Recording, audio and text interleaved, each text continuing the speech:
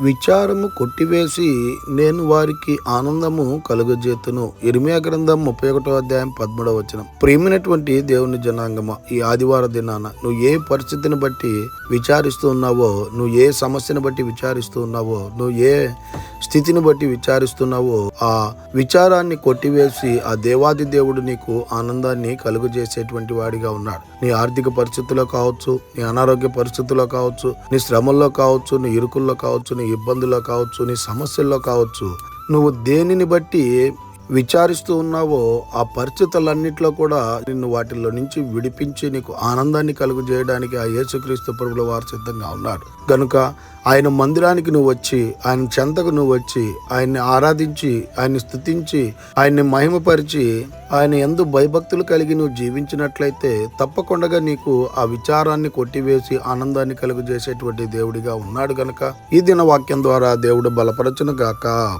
ఆమేన్. ప్రార్థన. మమ్మల్ని మిక్కిలిగా ప్రేమిస్తున్న ప్రియా పరలోకమందున్న మా తండ్రి, మీకే కోట్లాది వందనాలు, స్తుతి స్తోత్రాలు ప్రభా. ఈ ఉదయకాల సమయంలో ఈ వాగ్దానం ద్వారా మీరు మాతో మాట్లాడినందుకే వందనాలు, స్తుతి స్తోత్రాలు.